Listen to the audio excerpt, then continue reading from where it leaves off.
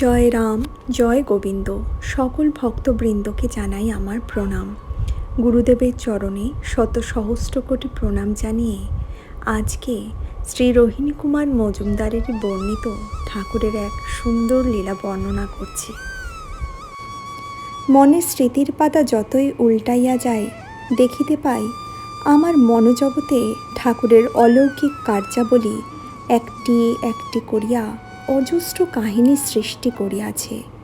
আজও বেশ মনে পড়ে, একদিন সকালে আমি, আমার স্ত্রী ও বিধবা ভগিনী ঠাকুরের ঘরে নানা কথায় মাতিয়া আছি।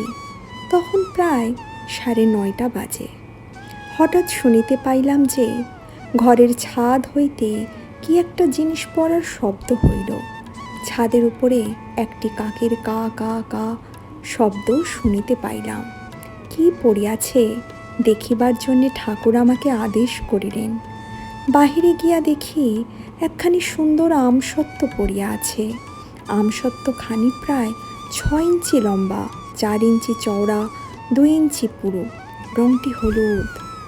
কাকটি উড়িয়া গিয়াছে। মুখে করিয়া আনাতে আমসত্ত্বখানিতে কাকের ঠোঁটের দাগ পড়িয়াছে। আমসত্ত্বটি হাতে লইয়া ঠাকুরকে দেখাইয়া বলিলাম, ঠাকুর মশাই, কি সুন্দর একখানি আমসত্ত্ব কাকটি মুখে করিয়া আনিয়া এইখানে ফেলিয়াছে। ঠাকুর কোনো মন্তব্য প্রকাশ না করিয়া শুধু বলিলেন, আপনারা খান। আমি বলিলাম, কাকের মুখের জিনিস খাবো? ঠাকুর বলিলেন, যেখানে ঠোঁটের দাগ পড়িয়াছে শুধু সে জায়গাটা বাদ দিয়ে বাকিটুকু আপনারা খান। তখন আমরা ওই আমসত্ত্ব মহানন্দে খাইলাম।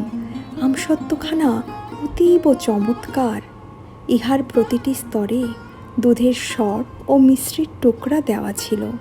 আমসত্ত্ব কোথা হইতে আসিল সে বিষয়ে কিছুই ভাবি নাই, এমনকি ঠাকুরকেও কিছু জিজ্ঞাসা করি নাই। 3-4 দিন পরে মালদাহ হইতে এক ভক্ত বিধবা মহিলা লিখিত একখানি পোস্টকার্ড ঠাকুরের নামে আসিল। চিঠিখানি পিয়ন আমার হাতেই দিয়াছিল। চিঠি পড়িয়া বিস্মিত হইলাম।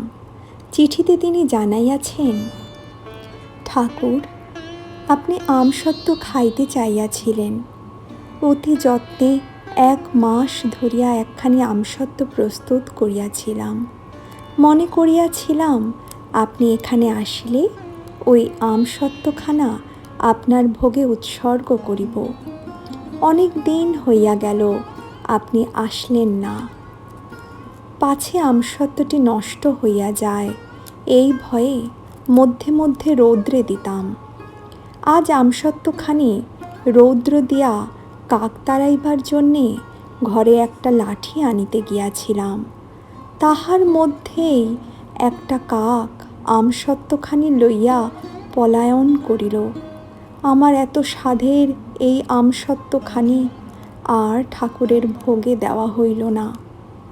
ঠাকুরকে জিজ্ঞাসা করিলাম, আমসত্ত্বখানি কি হইল? ঠাকুর বলিলেন, সেদিন খাইলেন কি? অবাক হইয়া জিজ্ঞাসা করিলাম, সেই আমসত্ত্ব? সহাস্য মুখে ঠাকুর বলিলেন, আমসত্ত্বখানি কাকই আমার কাছে পৌঁছাইয়া দিয়া গিয়াছে।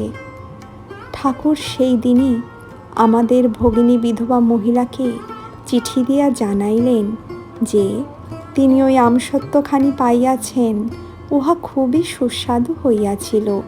উহার প্রতিটি স্তরে দুধের স্বর ও মিশ্রির টুকরা ছিল। কাকই তাহার নিকট আমসত্ত্ব পৌঁছাইয়া দিয়াছে। ঠাকুর, তোমার সকল ভক্তই যেন এভাবেই তোমার করুণা লাভ করে। গুরুদেবের চরণে আবারও শত সহস্র কোটি প্রণাম জানাই। ভালো লাগলে অবশ্যই লাইক, শেয়ার এবং সাবস্ক্রাইব করে দেবেন।